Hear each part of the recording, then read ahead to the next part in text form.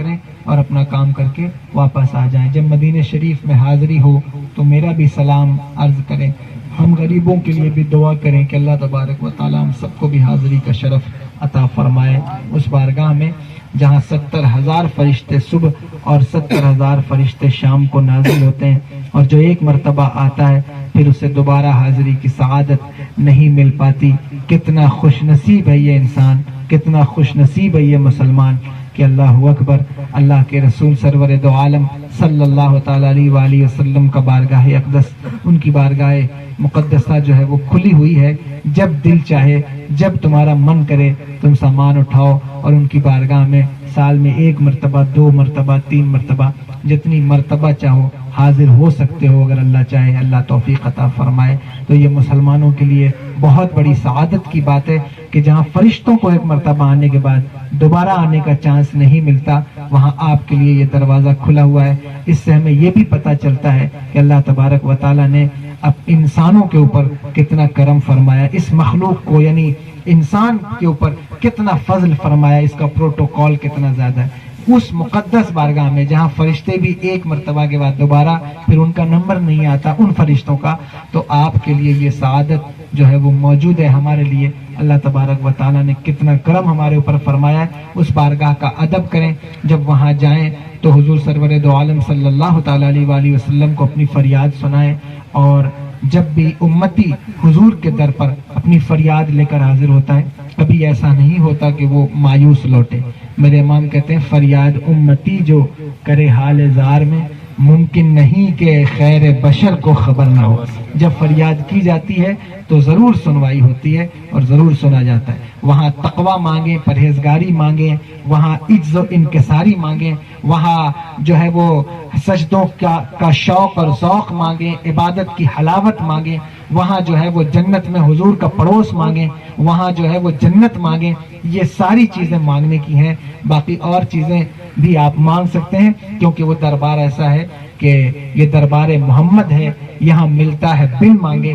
ارے نادا یہاں دامن کو پھیلایا نہیں کرتے, تو وہاں تو یوں ہی جھولیاں بھر جاتی ہیں, یوں ہی سرمائے لٹ رہے ہیں, لیکن دولت, شہرت, عزت, یہ ساری چیزیں تو ویسے ہی جو حضور کے قدموں سے جڑ جاتا ہے اسے عطا ہو جاتی ہے. آپ نے نہیں دیکھا, میں نہیں کہتا, دنیا کے بڑے سے بڑے بادشاہ حضرت عمر ابن خطاب رضی اللہ تعالی عنہ, جن کے نام سے کتابیوں کے گھوڑے بتک جاتے تھے, وہ عمر جنہوں نے 3 بر اعظم پر تنہا حکومت فرمائی, وہ عمر اتنے بڑے بادشاہ. اس میں ہمارے لیے عبرت بھی ہے کہ ہمارے ہاں تھوڑا سا لوگ کامیاب ہوتے ہیں, گاؤں کے سرپنچ بن جائیں, پارشد بن جائیں, تو وہ یہ سمجھتے ہیں کہ اب شاید ہمیں تھوڑا دین سے تھوڑا دوری بنا لینا چاہیے. میں نے دیکھا ایسے لوگوں, آپ نے دیکھا کہ نہیں دیکھا تو بولیے, میں کسی سے نہیں کہوں گا, کھل کے بول سکتے ہیں, سمجھ رہے ہیں. دیکھا ایسے لوگوں کو تھوڑا سا اللہ ان کو عروج دے دے یا وہ کچھ ہو جائے تو ان کو لگتا ہے کہ ہمیں دین سے اب تھوڑا سا مطلب ہمارا لیول تھوڑا الگ ہے. نادانوں, دین سے ہٹ کر کبھی کسی کا لیول بڑھا ہے؟ دین سے ہٹ کر کبھی کسی کا لیول اونچا ہوا ہے؟ کبھی ایسا ہو ہی نہیں سکتا. جو دین سے جتنا قریب ہوگا اس کا لیول اتنا اونچا ہو جائے. اور کیسے لوگ ہیں, کتنی ناسمجھی ہے ہمارے لوگوں کی کہ وہ یہ سمجھتے ہیں کہ صاحب ہم دین سے اگر لگے رہیں گے تو ہمارے لیے یہ مشکلات ہیں. ہم سے ایک صاحب کہنے لگے, میں نے ان سے پوچھا, ملاقات ہوئی, میری مسلمان ہیں, تو میں نے ان سے پوچھا اور خیریت سے, پہلی مرتبہ بہت دور سے ملنے کے لیے آئے تھے, میرا پروگرام تھا تو ملاقات کے لیے آئے تھے. وہ پولیٹیکل لیڈر ہیں, حالانکہ کسی پد پہ نہیں ہیں لیکن ہیں بہرحال. تو ان سے میں نے کہا کہ جب ملاقات ہوئی تو ان کا ہاؤ بھاؤ اور ان کی گفتگو سے مجھے کچھ کنفیوژن محسوس ہوا. تو میں نے ان سے پوچھا کہ آپ کا مسلک کیا ہے؟ تو انہوں نے کہا میرا مسلک پالیٹکس ہے. میں نے کہا کہ یہ کون سا نیا مسلک ہے کہ پالیٹکس, یہ تو آپ کا جو ہے وہ ورک ہے, آپ کا کام ہے, یہ آپ کا مسلک تو نہیں ہو سکتا. کہا حضرت اگر پالیٹکس میں رہ کر بھی ہم مسلک کی بات کریں تو پھر ہم کیسے پالیٹکس کر سکتے ہیں؟ میں نے اسی جگہ ان سے کہا تھا, میں ممبر پر بیٹھا ہوں, میں نے کہا کہ اگر تمہیں پالیٹکس کی پی بھی پتہ ہوتی تو تم یہ بات نہ کرتے. تم کتنی پالیٹکس کر سکتے ہو, کتنی سیاست کر سکتے ہو, ایک محلے میں, گاؤں میں, شہر میں, یا بہت زیادہ ہوگا تو ملک میں حکومت کرو گے, لیکن اللہ کی عزت کی قسم دنیا کا سب سے بڑا سیاستدان جسے دنیا حضرت عمر بن خطاب کہتی ہے, میرے مصطفیٰ کے قدموں کی برکت سے, جس کی سیاست کا عالم کہ اگر کسی کتابی کا گھوڑا بدک جائے تو اپنے گھوڑوں سے کہتا تھا کیا تو نے عمر کا سایہ دیکھ لیا ہے؟ وہ عمر کا حال یہ ہے، اس عمر کا حال یہ تھا کہ وہ ارض تہامہ سے گزرے تو رونے نہیں لگے. کسی نے روک کر پوچھا عمر اتنے بڑے بادشاہ ہو، خلیفہ ہو، اور یہاں روتے کیوں ہو؟ کہنے لگے روتا اس لیے ہوں کہ یہ تہامہ کی وادی ہے. میری جوانی کے زمانے میں میرے باپ خطاب نے مجھے 5 اونٹ دیے تھے کہ عمر ان 5 اونٹوں کو ایک لائن میں کھڑا کر. میں ایک کو کھڑا کرتا تو 5واں بھاگ جاتا، 5ویں کو لاتا تو پہلا بھاگ جاتا. تو میرے باپ نے مجھے یہاں بہت مارا اور کہا کہ تو ایک عرب کا بیٹا ہو کر، عربی ہو کر، اونٹوں کو جو ہے پالنے والا ہو کر 5 اونٹوں کو ایک لائن میں کھڑا نہیں کر سکتا. میں اس بات پر رو رہا ہوں کہ عمر کے اندر اتنی صلاحیت کہاں تھی کہ وہ 5 اونٹوں کو ایک لائن میں کھڑا کرے.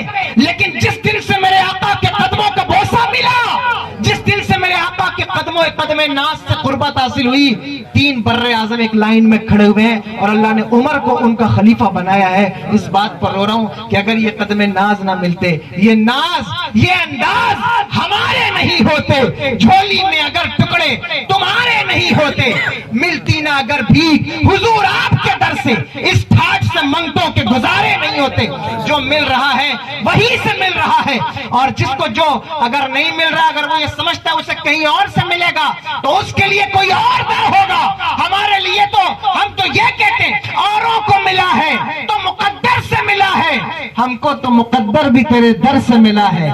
کون دیتا ہے؟ دینے کو منہ چاہیے، دینے والا ہے سچا ہمارا نبی. تو لوگ واقف نہیں ہوتے، ان کو لگتا ہے کہ ہم تھوڑا دور ہو جائیں گے نا تو ہمارا اسٹیٹس تھوڑا ہائی ہو جائے کیونکہ ہم کام، لیکن ہو ہی نہیں سکتا.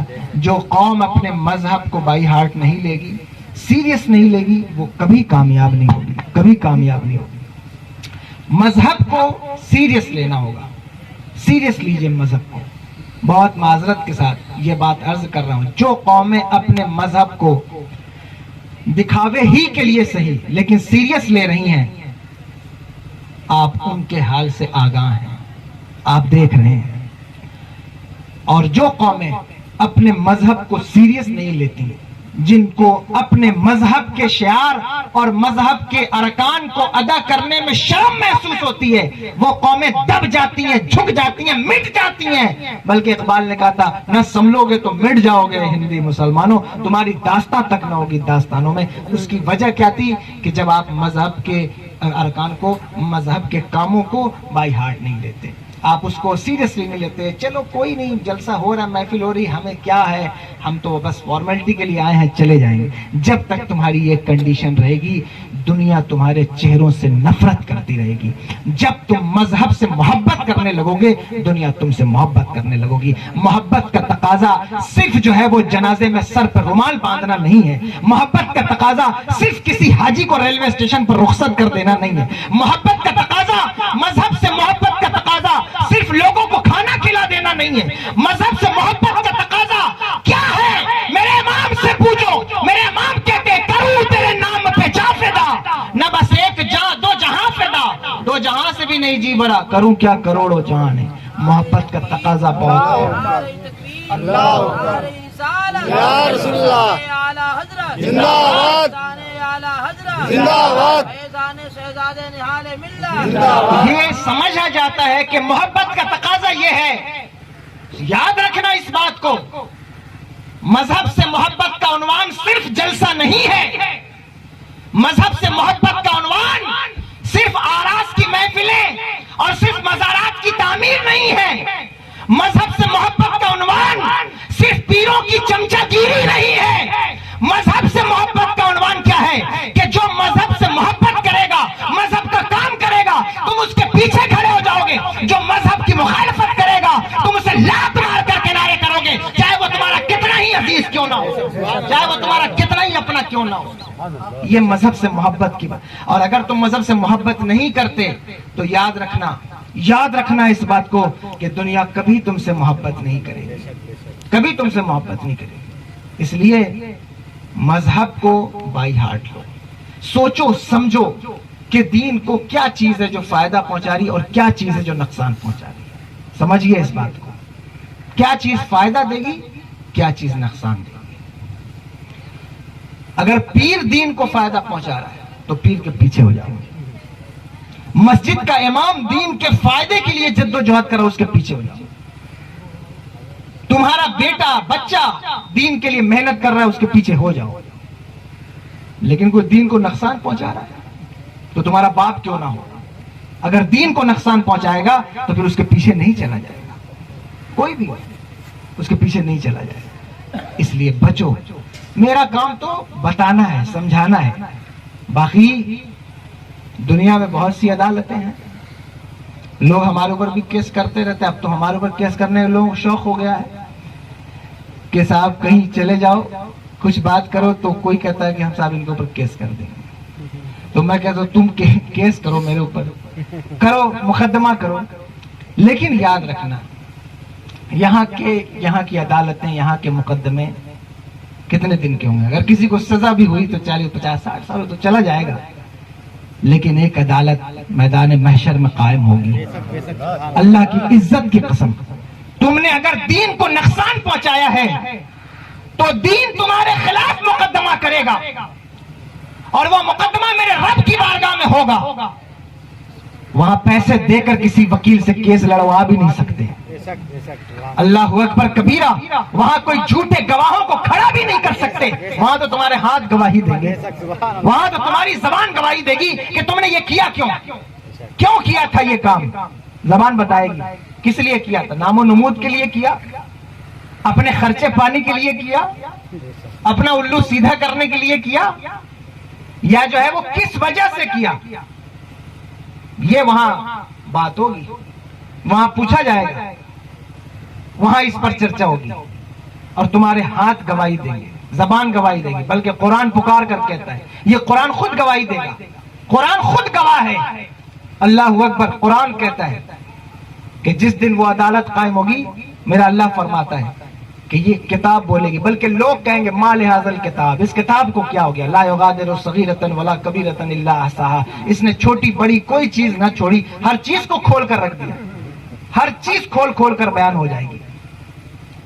اس دن ساری چیزیں تش تش ازبام ہوں گی، وہ تمہارے سامنے ہوں گی، اس مقدمے میں تم بچ نہیں سکتے۔ اس لیے یہاں یہ سوچنا کہ یہ کہہ رہے ہیں تو ان کی بات نہیں مانوں گا، یہ کہہ رہے ہیں ان کی بات نہیں مانوں گا، یہ مت دیکھو، یہ دیکھو کہ دین کیا کہہ رہا ہے، یہ دیکھو کہ دین کیا کہہ رہا ہے۔ دین کہہ رہا ہو تو سید صاحب منع کر رہے ہو پھر بھی تم وہ کام کرو، دین اجازت دے رہا ہو تو پیر صاحب منع کر رہے ہو پھر بھی تم وہ کام کرو، کوئی بات نہیں۔ لیکن دین اجازت نہ دے اور سید صاحب کہیں آپ یہ کام کرو تو بتاؤ آپ کو فائدہ دے گا کہ نقصان دے گا نا۔ دین اجازت نہ دے اور پیر کہے کہ صاحب یہ کام کرو، فائدہ دے گا یا نقصان دے گا۔ اس لیے خود ہی سوچو کہ دین اجازت دیتا ہے کن کاموں کی اور کن کاموں کی نہیں دیتا، تو خود ہی فیصلہ کر لو کہ ہم دین کے ساتھ کھڑے ہیں یا پیر کے ساتھ کھڑے ہیں۔